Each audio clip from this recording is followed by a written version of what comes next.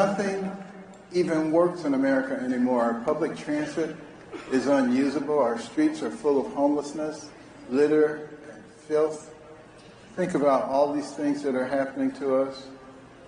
And we need to be thinking about who does the best job that they're tasked to do, not diversity and inclusion and all this stuff. You know, we've made tremendous progress in those areas, and we don't need the government interfering and telling us who and what we should be doing. It really is ridiculous. And, you know, I'm the chairman of the Committee on Nominations and Governance of one of the Fortune 500 companies. And Glass Lewis recently said, don't vote for Carson because the number of women on our board decreased to 25% after we added someone. They said, don't vote for Carson. How stupid are they? Because then if I leave, they got a diversity problem.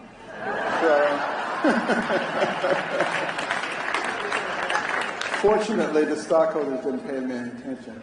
But, you know, our elections are rigged. The legacy media lies with impunity. And the government is just interested in power and control. On top of it all, we have a president who doesn't seem to know where he is half the time, and often can't make it through a sentence, and who a special counsel determined wasn't even mentally aware enough to have a trial. Now, if he can't be tried, he certainly can't hold his own at the negotiating table with world leaders in places like Russia, Iran, and China. So what makes him fit to be president? Think about it. It's total incompetence from top to bottom. And their solution is just chaos. Doubling down, continuing to lie, and counting on people being uninformed so they can tell them anything they want.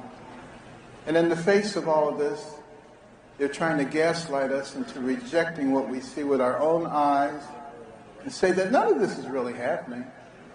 We've come to an inflection point where big tech and the legacy media no longer reflect market demands, but they are instead using their money and influence to manufacture political consensus and shift public opinion in a non-organic way.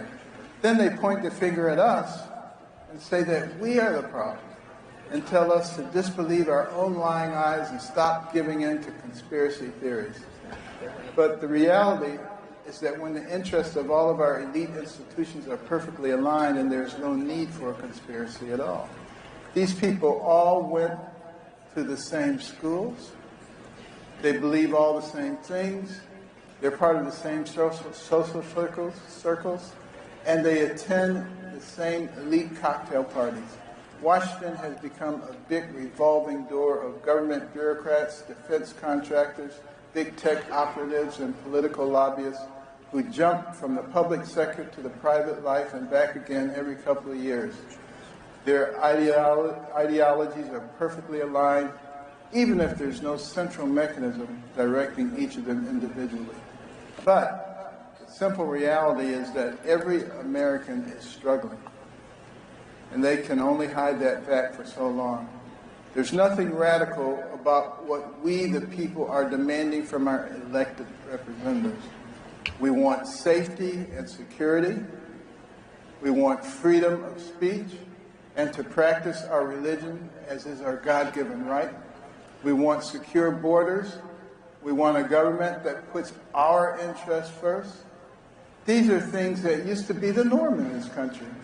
And none of these demands are extreme or outrageous. They should be the simple baseline of legitimate political leadership. All of this is a searing indictment of our ruling class.